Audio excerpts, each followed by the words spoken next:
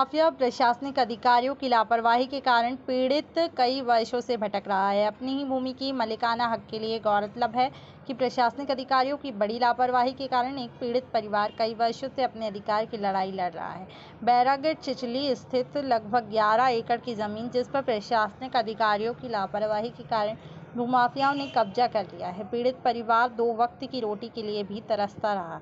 भूमि स्वामी जयराम राम रतन सदाराम पुत्र आशाराम के नाम पर नामांकित भूमि का बड़ा मामला भोपाल में सामने आया है। देखिए खास रिपोर्ट। दर्शकों, आज हमारे साथ मौजूद हैं एक ऐसे पीड़ित जो लगातार कई वर्षों से संघर्ष कर रहे हैं अपने परिवारजनों के साथ में। भूमाफियाओं के द्वारा, कुछ प्रशासनिक अधिकारियों के द्वारा लगातार एक गरीब परिवार को, जिसकी पुश्तैनी ज़मीन है, इसके उपरांत भी वो लगातार अपनी ही ज़मीन के लिए एक लंबे संघर्ष के साथ में आज यहाँ तक पहुँचे हैं कि कुछ प्रशासनिक अधिकारियों के द्वारा, कुछ सामाजिक कार्यकर्ताओं के द्वारा उस पर इनको सहयोग दिया गया, जिसके कारण आज वो इस मुकाम पे पहुँचे हैं कि वहाँ पर कुछ कार्रवाई चालू हो सकी है। आइए हम पूरे मामले को जानते हैं कि क्या है पूरा मामला और क्या कार्रवाई प्रशासनिक अधिकारियों ने आज तक करी है। आपका नाम बताइए। क्या था पूरा मामला? आप एक लंबे संघर्ष के साथ में आज अधिकारियों के द्वारा एक कार्रवाई की गई है। सर, अधिकारियों के द्वारा आज तक कोई कार्रवाई नहीं की गई है, बिल्कुल भी आज तक कोई कार्रवाई नहीं की गई है। मैं 2013 से आज 2022 तक कितने आवेदन दे चुका हूँ। अभी हाल ही में एक नोटिस जारी हुआ है जो आपके पास मौजूद भी है जी, और वहाँ घरों पर भी एक नोटिस चस्पा किया गया है। क्या है? तहसीलदार साहब ने बेसिक फार्मूले के लिए थाना प्रभारी को एक स्थगन आदेश दिया है। ये आदेश रखा हुआ है, पर इसकी भी सुनवाई नहीं हो रही। इसके प्रॉपर काम चल रहा है जमीन पे। ये क्या था पूरा मामला, थोड़ा डिटेल में ये हमारे वकील साहब बताएंगे। हमारे तरफ से हमने वकील साहब को करा है, उनसे आप पूरी जानकारी ले लीजिए। था ये पूरा मामला और एक लंबे समय तक संघर्ष किया एक परिवार ने अपने ही हक की लड़ाई के लिए, क्या था पूरा मामला? ये इनकी 42 एकड़ 3 डेसिमल भूमि एक परिवार की भूमि थी, जिसका विभाजन जब हुआ 3 भाई, एक मतलब 2 भाई थे, 2 भाई की 3 औलादें थी, एक भाई की 2। इनका विभाजन 1979 को हो चुका। पारिवारिक बंटवारा होने के उपरांत 10 एकड़ 64 डेसिमल भूमि इनकी सीलिंग में चली गई, जिसको अपन ये बोल लें कि जयराम राम रतन सदाराम, इनकी ज़मीन सीलिंग में चली गई और हरचंद और बंसी की ज़मीन नहीं गई। हरचंद बंसी पुत्र रामलाल, इसी तरह जयराम राम रतन सदाराम, इनका जो है बल्दियत आशाराम की ज़मीन सीलिंग में चली गई। सीलिंग में जाने के बाद सीलिंग वालों ने इस हमारी तरफ से यानी किसानों की जानिब से एक अपील सिविल न्यायालय में लगाई और डिग्री पारित हुई 5/5/2005 को।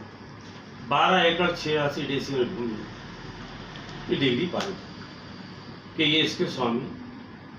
उस डिग्री के खिलाफ मध्य प्रदेश शासन हाईकोर्ट के अंदर मध्य प्रदेश शासन हार गया। उसके बाद उसने रिवीजन लगाई, वो भी हार गया। फिर उसके बाद वो गया सुप्रीम कोर्ट में भी हार गया।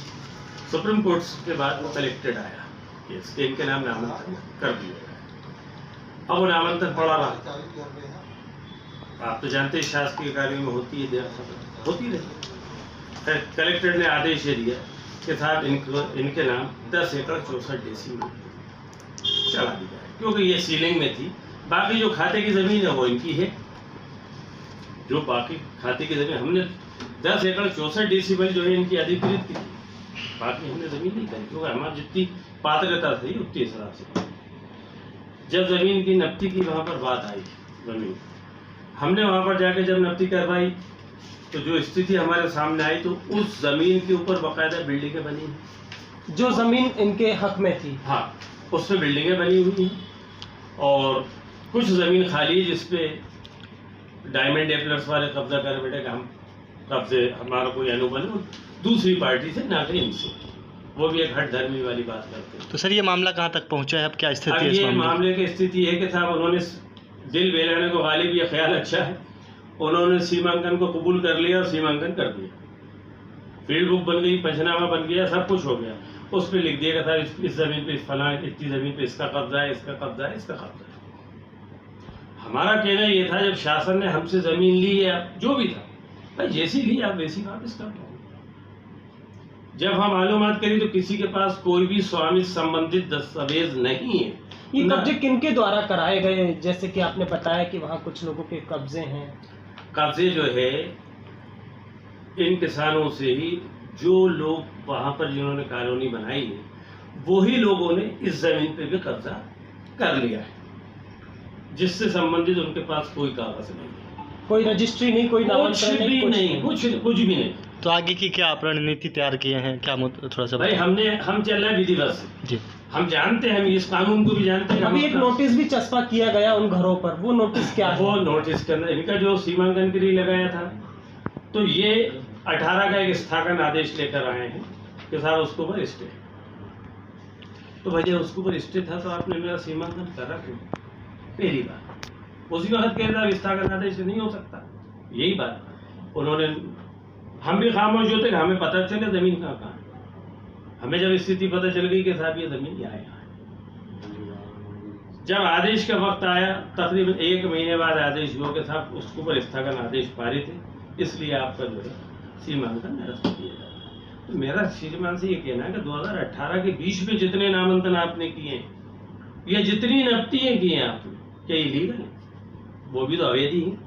क्या रणनीति होगी आगे आपकी? आगे साहब मेरा जो है, अभी जैसे आप आए उससे थोड़ी देर पहले एक से बात हो रही थी कि देखिए इंसानियत के नाते तो हम आपसे कह रहे हैं, कल को हम 250 की कार्रवाई करेंगे। क्या होगा उस कार्रवाई में? उस कार्रवाई के अंदर साहब लाजी बात है, उनको नोटिस जाएगा या तो मकान तोड़ो। तो इससे पहले भी मैं इस बात को ये बोल चुका था कि हमारे दिमाग में ऐसी कोई चीज़ नहीं है कि हम किसी की का घर उजाड़ें।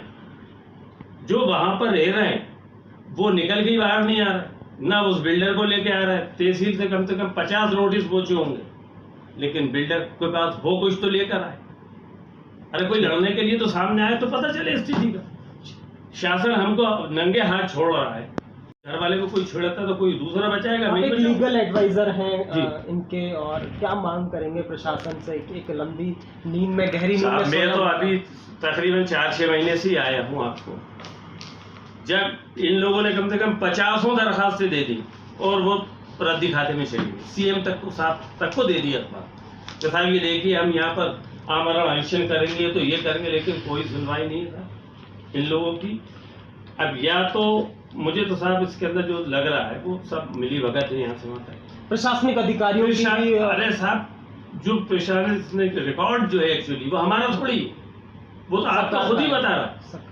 जो आपने अनियमितताएं की है, जो अनियमितताएं की है वो तो आपके सामने मौजूद है। हमें किसी हमारा दस्तावेज मान्य नहीं है। अब 200 बैठे होंगे, उसके लिए शासन और प्रशासन जिम्मेदार होगा, हम नहीं होगा। कोई सी भी आप ये घटना अगर वहाँ घटी तो उसका जिम्मेदार शासन और प्रशासन होगा। Okay sir.